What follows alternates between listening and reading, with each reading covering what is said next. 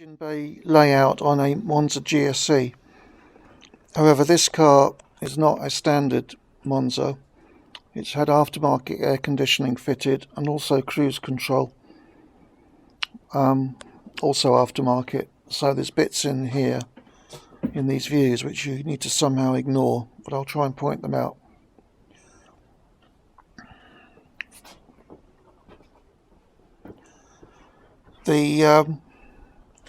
The main difference, obviously, between the injection engine and the Royale carburetor one is that the cylinder head is different, with different shaped ports, and the inlet and exhaust manifolds are different. The exhaust downpipes are the same, so you can retain those.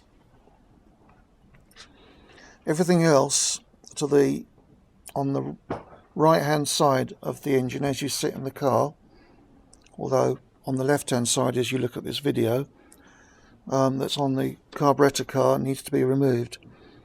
So that's the exhaust manifolds, the inlet manifold, the air cleaner, carburetor, the throttle cable, and also the thermostat housing, which is a different shape on the carburetor cars.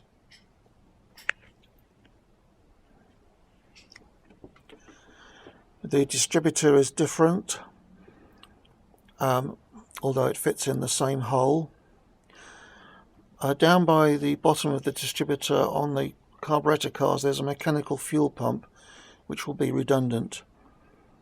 You can either leave that in place so that it blocks up the hole in the side of the timing casing, or you can unbolt it and make a cover out of sheet steel and a gasket to block that off.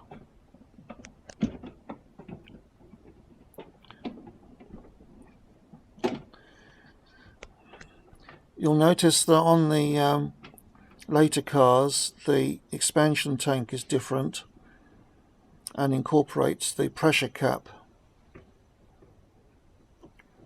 On the early cars the radiator is different and has the pressure cap in it rather than the expansion tank.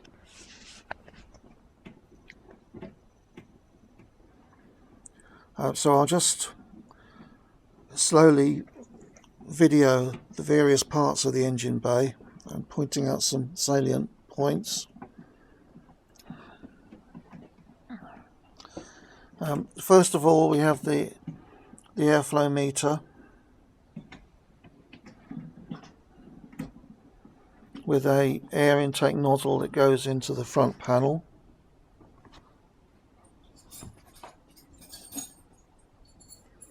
Into a hole which I think the carburetor cars possibly pick up air there as well, I can't remember. That is joined to the inlet manifold with this right angled shaped hose, sort of plasticky rubbery hose. The airflow meter is supported by these brackets which are not present on the carburetor car, but which could be easily fabricated, or if you have a scrap injection car you could drill out the spot welds and fit them. This is for the aftermarket cruise control, you can ignore that. Similarly here is a refrigerant dryer and switch for the aircon, ignore that, that's not present on the standard Monza. Ditto with these hoses that go around to the aftermarket air conditioning evaporator box underneath the dash, just ignore all that in this video.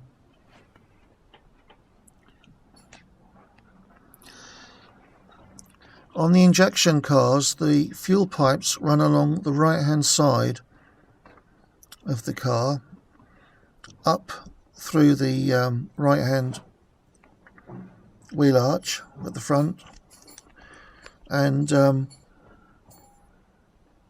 up to the fuel rail, as you can see here. The up pipe goes directly to the injectors via a T-piece, which you can see here. And then the fuel returns to the tank via this fuel pressure regulator.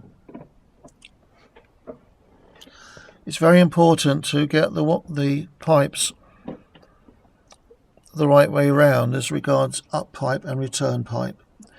Sometimes when we've restored a car, we've forgotten which one is which, and then wonder why the car won't start, because we got the pipes swapped round the wrong way.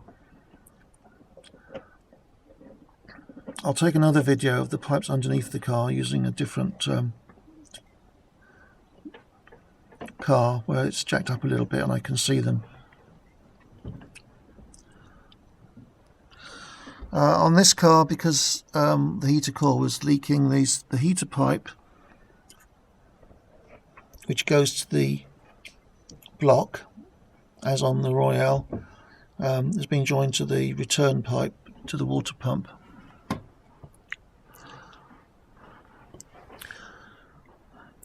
So on the injection cars, there's a T-piece here with a little branch off to the throttle body, which heats it.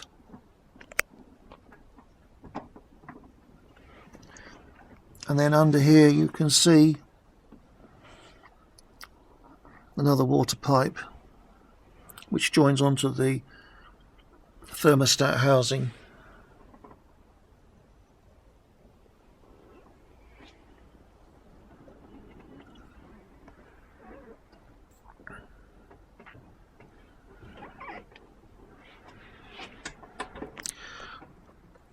The throttle cable on injection cars is different. It goes through the same hole in the bulkhead, but you need to swap that over. And again, here it's got an extra cable attached to it for the cruise, which you can ignore in this video. Here is the idle valve with its plug, and that goes onto the side of the inlet manifold, as you can see here, and gets air from the throttle body here.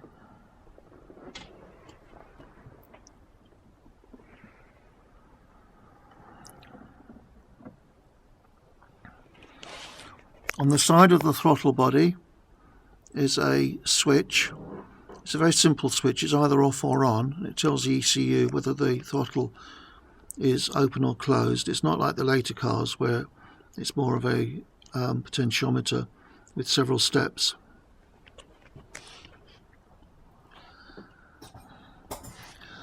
Notice that the inlet exhaust manifolds are a different shape to the Royale ones, even though the downpipes join on in the same place and the same shape. The later Monzas, like this one, the GSE, and later Series 2s, have got an exhaust gas recirculation system, which is this valve and a couple of pipes. There's a pipe going into the front exhaust manifold and then to the throttle body. This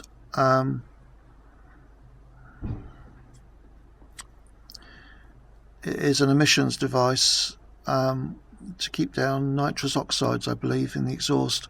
Basically, it cools the combustion chamber a degree or so.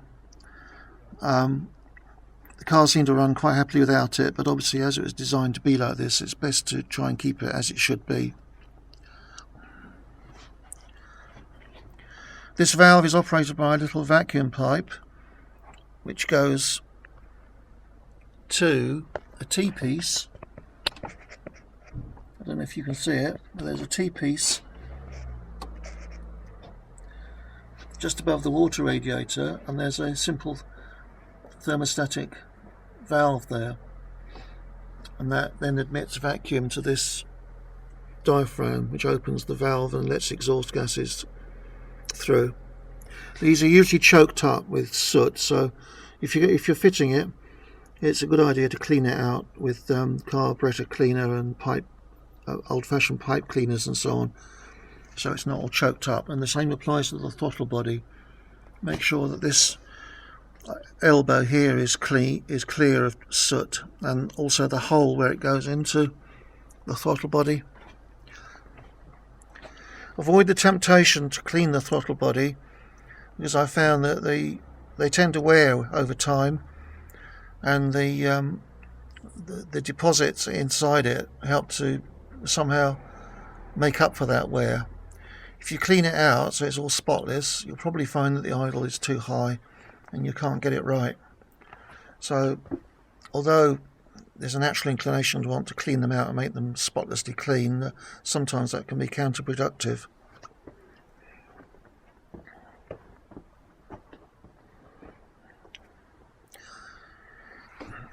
On the throttle body, this screw here adjusts the idle, the primary idle adjustment. That admits a certain amount of air to bypass the butterfly valve in the throttle body. Quite often, if these are screwed right in, it means that they've had problems with the idle and they've been trying to fix it. This engine idle's fine, and that's about right, but obviously it does vary. But like I say, if they're screwed right in, that suggests that there's an air leak somewhere, or something else is wrong, or maybe the ignition timing is wrong, and they've been trying to solve the problem by screwing that right in. Similarly, here, where there's a little blue cover, this is a screw for the air bypass on the airflow meter. Screwing this in and out alters the mixture, but only at idle speed. After idle speed, the U takes over. So if you've got a car that fails the MOT because of the emissions, at idle, you need to alter this adjustment slightly until it's right. But again, it's best not to mess around with it too much. If the car runs right to start with, just leave it alone.